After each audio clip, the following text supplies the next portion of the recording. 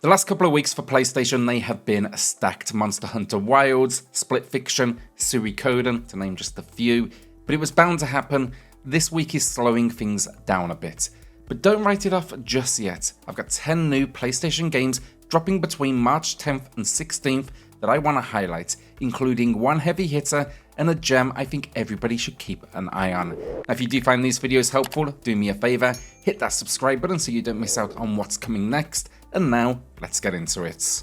Alright, so before we jump into this week's new games, a quick update. Fragpunk was supposed to launch last week, but it got delayed indefinitely just 2 days prior to release. I had a few questions in the comments asking where it was, and yeah, midweek they pulled the plug. Unfortunate, but honestly, if it means the game launches in a better state, I'm all for it, and I will update you as soon as new information comes through. So Warside is our first game of the week, and I love Advance Wars, so this one immediately caught my eye. The big question is, can it deliver? Games like Wargroove have pulled it off, but it's no easy feat. That said, Warside is promising a lot. I'll definitely be checking it out. So what is it? It's a turn-based tactics game featuring 12 unique commanders, each with passive skills and game-changing battle powers to shift the tide of war. With over 25 unit types including tanks, snipers, submarines and jet aircrafts, battles will take place across land, sea and air. Now the story campaign then offers 30 plus missions ranging from classic battles to rescue and covert ops, while multiplayer supports both local and online play.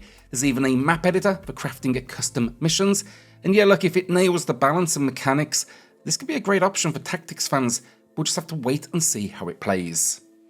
Beyond the Ice Palace 2 is an interesting release, and at first I was wondering, well, where's the first game? Turns out the original was a platformer published by Elite Systems in 1988, making this sequel over 35 years in the making. Now from the trailer, I'm getting strong Castlevania vibes, and as a sucker for this era and genre, I think it's worth keeping an eye on. Now here's what you're in for. You play as the cursed king, rising from the abyss of death to reclaim your stolen throne. The chains that once imprisoned you are now your weapons, letting you strike enemies, swing across chasms, and navigate treacherous terrain. Along the way, you'll explore hidden areas, solve puzzles, and collect treasures to fuel your power. Now to survive, you're going to need to gather power crystals and level up strategically, unlocking new abilities as you face off against colossal bosses in brutal battles. With intense combat, a dark fantasy setting, and that classic action platformer feel, this could be a fun throwback with some modern twists. Centum is an interesting one, and honestly, I don't quite know what to make of it from the trailer. I don't even know if I'm saying the game name right. But it's a narrative-driven adventure, and I love the atmosphere and the kind of unsettling tone that the trailer presents. But it also doesn't give you much to go on other than a strong sense of isolation and psychological horror.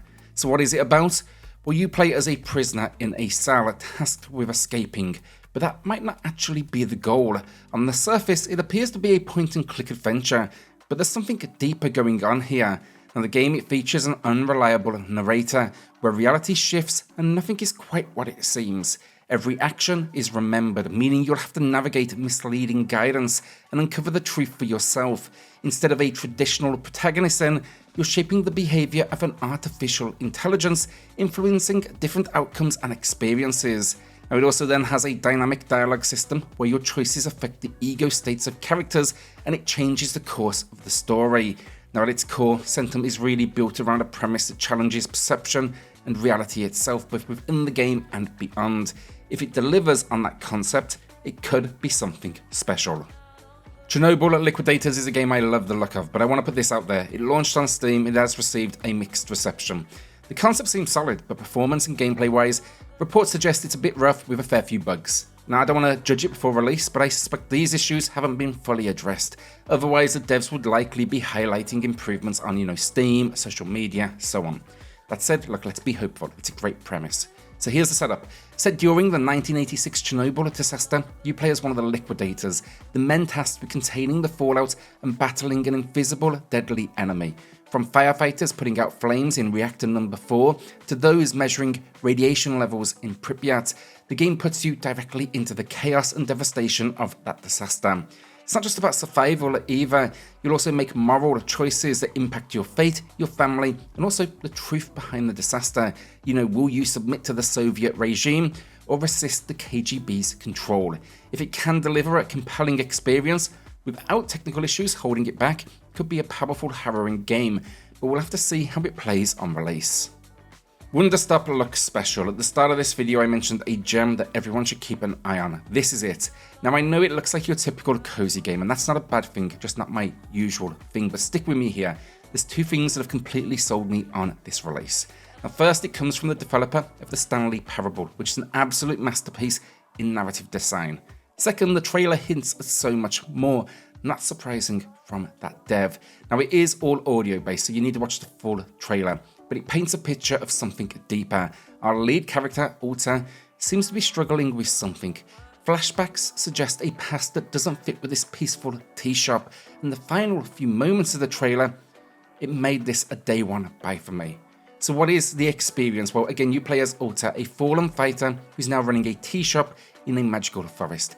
Except she doesn't want to be here. The core loop has you growing ingredients, making tea, and listening to the stories of passing travellers. But beneath the calm, there's a disconnect.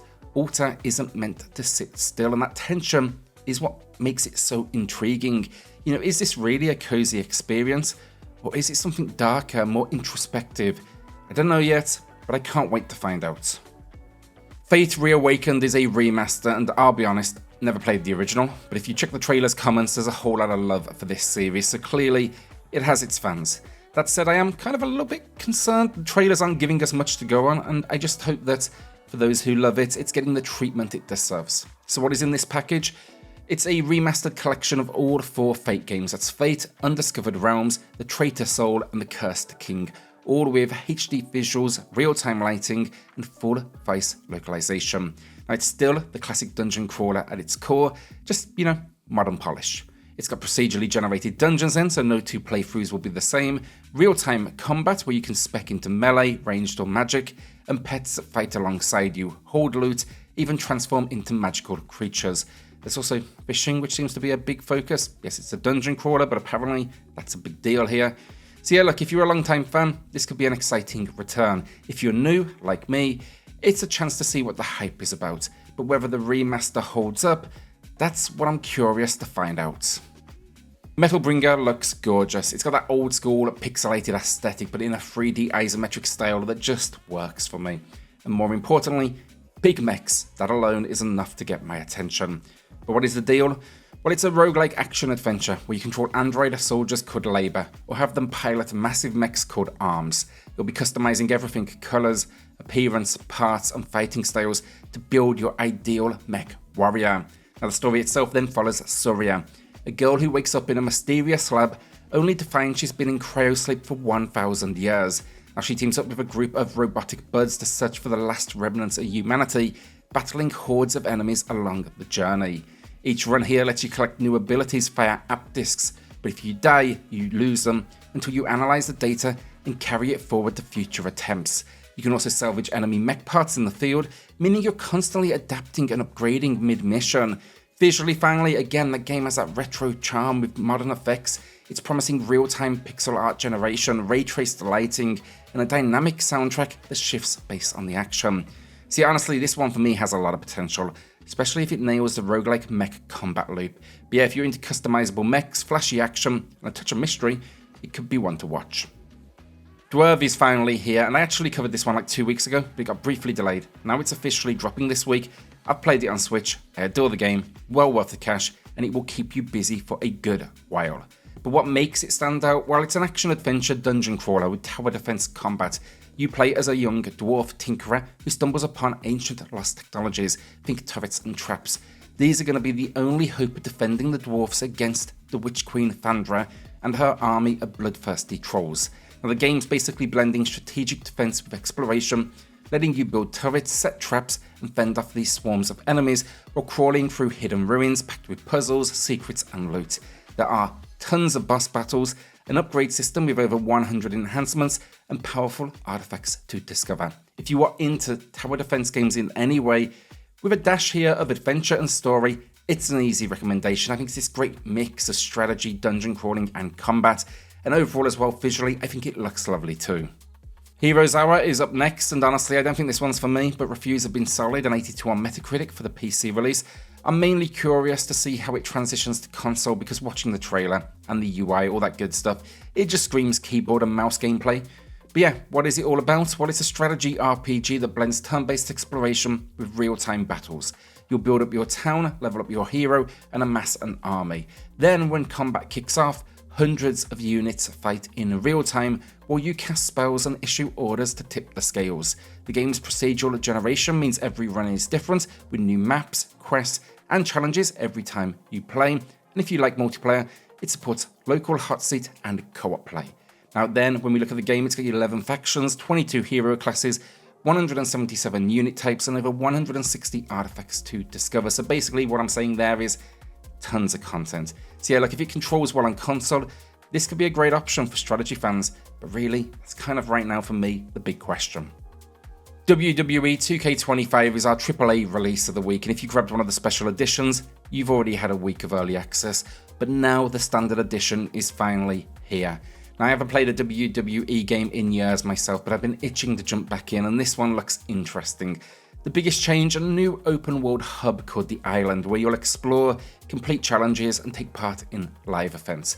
Could be cool, could be a microtransaction nightmare, but early reviews are strong, sitting at 85 on Metacritic. So what is new outside of the Island? Well, the 2K Showcase mode focuses on the Bloodlines dynasty, letting you relive historic and dream matchups. These are all narrated by Paul Heyman. Intergender matches make their franchise debut, and My GM mode now has online multiplayer.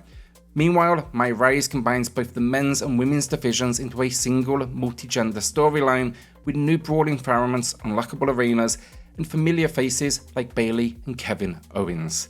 And then there is the roster, over 300 superstars. It is massive, spanning multiple generations, including CM Punk, Cody Rhodes, Seth Rollins, and of course legends like The Undertaker.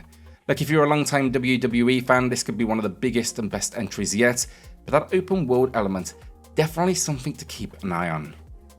And that is the video down. Will you be adding anything to the library this week? And let me know in the comments. With that, subscribe if you did enjoy this. We do this every single Sunday, as long as reviews, deals, all that good stuff throughout the week. And yeah, I'll see you all in the next video. Cheers all.